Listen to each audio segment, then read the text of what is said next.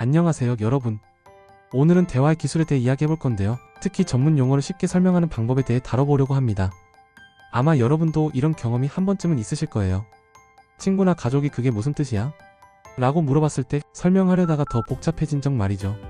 그런 상황, 오늘은 완전히 해결해 드릴게요. 준비되셨나요? 그럼 시작해볼게요. 1. 전문 용어를 왜 쉽게 설명해야 할까? 먼저, 우리가 왜 전문 용어를 쉽게 설명해야 하는지 짚고 넘어가 볼까요? 전문 용어는 특정 분야에서 효율적인 의사소통을 위해 만들어진 단어들인데요. 전문가들끼리는 정말 편리해요. 하지만 일반 사람들에게는 이게 너무 어렵게 느껴질 수 있죠. 예를 들어볼게요. 금융 분야에서 많이 쓰는 레버리지라는 단어가 있어요. 여러분은 이걸 어떻게 설명하시겠어요? 그냥 빚을 내서 투자하는 거야 라고 말할 수도 있지만 듣는 사람이 투자에 대해 잘 모르면 여전히 헷갈릴 수 있어요. 그렇기 때문에 우리의 목표는 듣는 사람의 입장에서 이해하기 쉽게 전달하는 거랍니다. 2. 상대방의 배경지식 이야기. 전문 용어를 설명하기 전에 가장 먼저 해야 할 일은 상대방의 배경지식을 파악하는 것이에요. 상대가 이 분야에 대해 얼마나 알고 있는지 알아요. 적절한 수준에서 설명을 시작할 수 있거든요. 예를 들어 상대방이 완전히 초보라면 아주 기초적인 예시부터 시작해야 해요. 반대로 어느 정도 개념을 알고 있다면 조금 더 심화된 설명을 해도 되겠죠. 여기서 중요한 건 설명 도중에 상대방이 이해하고 있는지 계속 확인하는 거예요.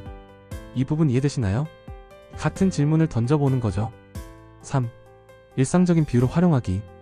비유는 전문 용어를 쉽게 설명할 때 정말 유용한 도구예요.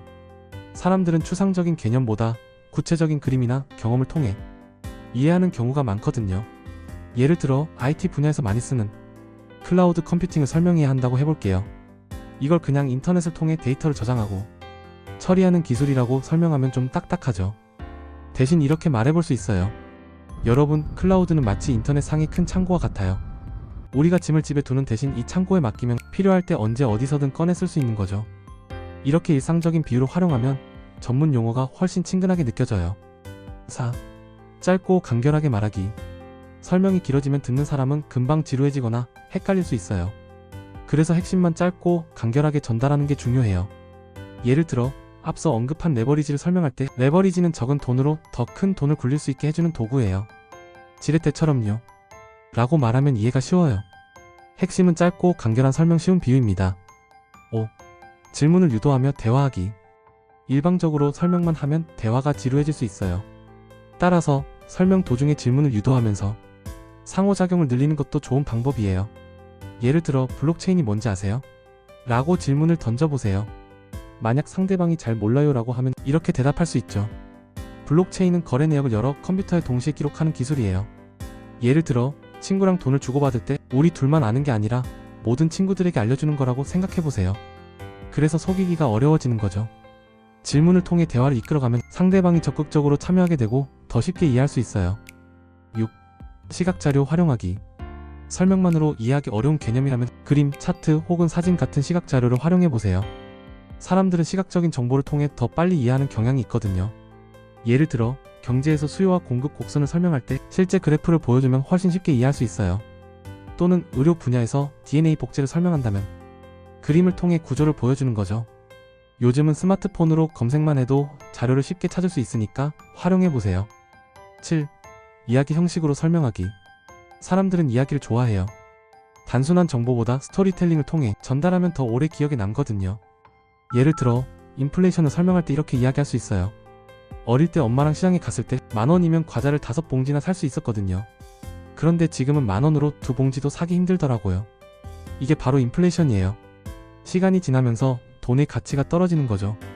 이런 식으로 이야기를 곁들여 설명하면 어렵고 딱딱한 개념도 훨씬 친근하게 느껴져요. 8. 친근한 태도로 접근하기.